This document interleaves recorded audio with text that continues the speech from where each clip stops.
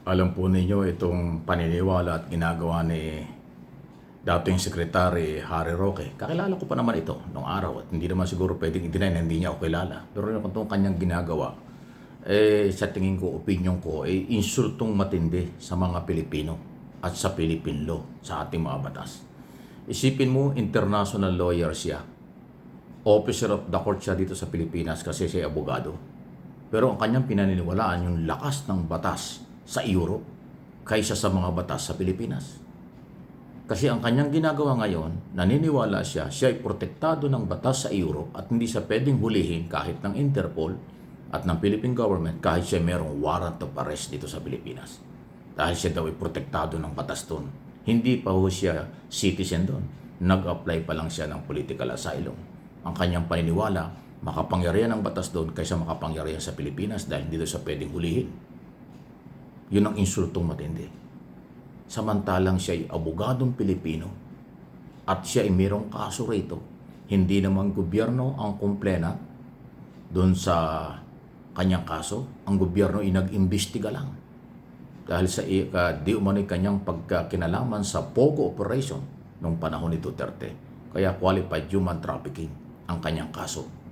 May warrant of arrest, dapat kanyang harapin, pero hindi. At pilit niyang siya lang yung nagtatago or wanted, pugante na tinuturing, pero maingay sa social media at binabanatan ang sistema ng gobyerno sa Pilipinas. Sobra yung kanyang batikos kay Pangulong Marcos, personal, bahala na kayo dyan. Pero ang akin hong tinitingnan dito, bilang Pilipino, yung pang-iinsulto sa Pilipino at sa batas natin, na ayaw niyang isurrender ang sarili at kanyang pang pinagmamalaki at sinasandalan ay ang batas sa Europe na siya raw ay protektado. Napakalaki nitong pang-iinsultong ito at pag-amin na para bang walang kakayanan ang Philippine government at ang mga otoridad.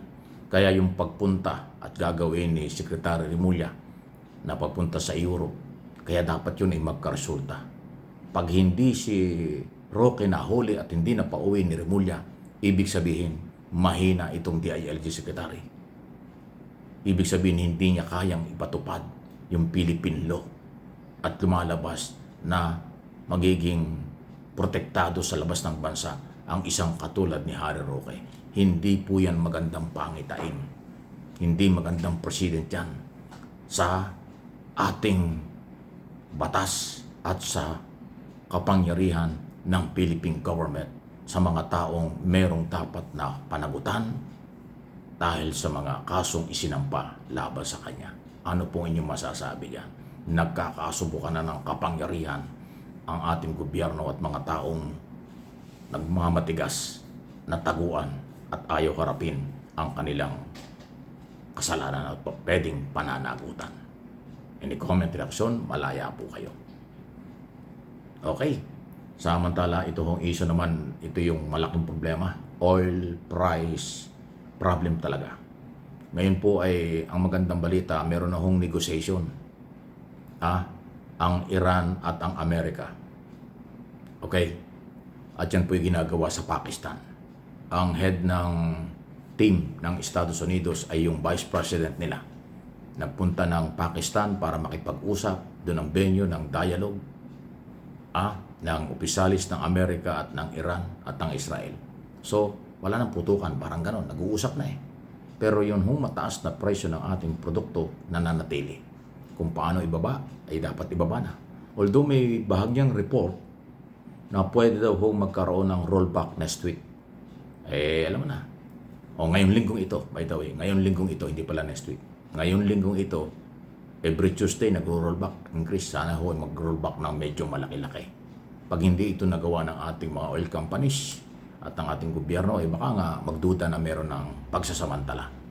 Sana yan ang ipakita ng ating gobyerno na hindi sila papayag na samantalahin tayo ng mga negosyante kahit pa under oil deregulation law na sila yung mayroong kapangyarihang mag-increase, mag-rollback kung magkano at kailan. Pero dahil nga ho ang pag-increase ng napakalaki ay dahil sa crisis sa Middle East, pero ngayon nag-uusap na, meron ng posibleng ceasefire sa lalong madaling panahon, sana magkasundo sila sa kanilang pag-uusap. Ang benepisyo nito ay sa buong mamamayan, sa lahat ng tao sa buong mundo, hindi lang ho sa Middle East. Kasi pag sila nagkaroon ng tuluyang katahimikan, babalik sa normal, dahan-dahan ang galaw ng oil product sa merkado. At tayo ay makikinabang yan. Sana ho'y mangyari yan sa lalong madaling panahon. So inaasahan na natin positibong rollback dahil sa mayroon ng bahagyang ceasefire at sana ay magtuloy-tuloy. Para din sa kaligtasan ng mga Pilipino sa Middle East, kasi malawak ko yung naging problema, at mga Pilipino na apektado dito sa ating bansa dahil sa mataas na mga bayarin at oil product. Ganun talaga, pass on yan. Ipinasa ng mga negosyante yung kailang gastos sa mga consumer ng oil product. At yun namang gastos ng mga negosyante sa mga iba't ibang produkto na binibili natin at binebenta nila sa merkado, ipinasa rin ng gastos, tayong biktima. Ang consumer walang mapagpasahan. Laging tayo pinapasahan ng gastusin nila. Yun ho yung nangyayari. Pero wala tayong magagawa yan. Hindi po ito fake news. Totoo ito. Ang posibleng ceasefire at dapat i-rollback, asahan natin. Pag nag-rollback ng oil product, ang tanong, mabilis din bang ibababa ang presyo ng bilihin? Kasi ngayon magpunta kayo sa supermarket, sa mga talipapa, sa mga palengke kung saan nag-iba talaga ang presyo. Actually, ang mga supermarket, ang bilis nag-adjust. Magugulat kayong isang perasong o isang kilong kung anumang items na bibili nyo. Napakamahal. Isda, gulay, lahat na hong kailangan natin. Sabon, mantika at kung ano-ano. Lahat hong gamit sa bahay, gamit sa kusina. Iba na ang presyo nitong nakaraang isang buwan. Paano kaya ibabalik nila yan?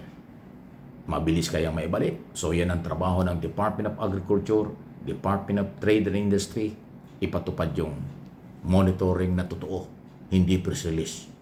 Monitoring na totoo on the spot sa mga palengke at supermarket. Hindi puro interview lang. Alam ito ni Secretary Roque ng DTI at Secretary Laurel ng Department of Agriculture, Office of the President sila. Kasi pag na-control, ang presyo giginhawa kahit papaano. Pero ang masakit, huwag sanang mangyari. Kapag nag-rollback ang oil product, tapos hindi bababa ang presyo ng bilihin, baliwala yan. Okay? O kaya ay tuluyan na nagkaroon ng ceasefire sa Middle East, pero ayaw mag-rollback ng malaki. Mag-rollback ay tingi-tingi lang, ay hindi rin niya katanggap-tanggap. Kasi yung itinaas ng fuel na doble. Di ba dati yung 68, 70 pesos lang ang diesel? Ngayon 170, yung iba nga 180 pa eh. So hindi pala doble, halos triple. O kung i-rollback nila ng 5 piso, naku, bariyang-bariya yun. Wala yun. Isipin mo dating 70 pesos, ngayon na 170, 185. Ang bawat litro ng diesel sa Pilipinas, conforme sa gasoline station. So hindi katanggap-tanggap pagka 5 piso, 10 piso lang ang rollback. Malamang may nang aabuso na talaga. Aba, grabe yan.